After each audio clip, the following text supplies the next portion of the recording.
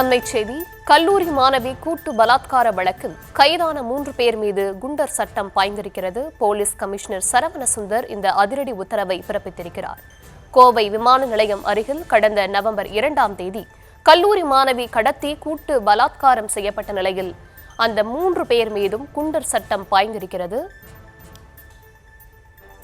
Police commissioner Saravanasundar இந்த உத்தரவை பிறப்பித்திருக்கிறார். சிவகங்கையைச் சேர்ந்த கருப்பசாமி, கார்த்திக் மற்றும் தவசி ஆகியோர் மீது இந்த நடவடிக்கை பாய்ந்திருக்கிறது.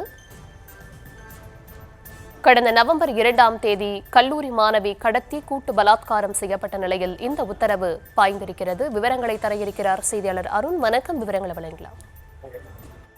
ரஷ்மி வணக்கம். கடந்த நவம்பர் 2ஆம் தேதி கோவை பீளமேடு விமான நிலையம் பின்புறமாக இருக்கக்கூடிய காட்டுப்பகுதியில் வைத்து கல்லூரி மாணவி ஒருவர் கூட்டு பாலியல் பலாத்காரம் செய்யப்பட்டிருந்த இந்த கூட்டு பாலியல் வன்கொடுமை சம்பவம் தொடர்பாக 3 பேரை காவல்துறையினர் சுட்டு பிடித்திருந்தார்கள். அவர்கள் கருப்புசாமி, காளீஸ்வரன், தவசி ஆகியோர். இந்த கருப்புசாமி, காளீஸ்வரன் இருவரும் சகோதரர்கள். தவசி என்பவர் அவரது உறவினர் முறை சகோதரர். இந்த 3 பேரும் சுட்டுப்பிடித்த நிலையில கோவை அரசு மருத்துவக் கல்லூரி மருத்துவமனையில் சிகிச்சை பெற்று அதன் பிறகு தற்பொழுது கோவை மத்திய சிறையில் அடைக்கப்பட்டிருக்கிறார்கள். இந்த 3 பேரும் ஏற்கனவே அந்த சம்பவம் நடந்த தினத்தன்று கோவை கோவில்பாளையம் பகுதியில் அந்த பகுதியில் ஆடு மேய்த்துக் கொண்டிருந்த ஒரு முதியவரை கொலை செய்துவிட்டு வந்தது தெரிய வந்தது. அதேபோன்று அன்றைய தினமே அங்கு இருசக்கர வாகனம் ஒன்றையும் திருடி கொண்டு வந்திருந்தனர். ஒரே நாளில் அடுத்தடுத்த 3 குற்றச்சம்பவங்களில் அவர்கள் ஈடுபட்டிருந்தார்கள். இது மட்டுமின்றி அவர்கள் மீது ஏற்கனவே பல்வேறு வழக்குகள், கொலை வழக்குகள் உள்ளிட்ட வழக்குகள் நிலுவையில் இருக்கிறது.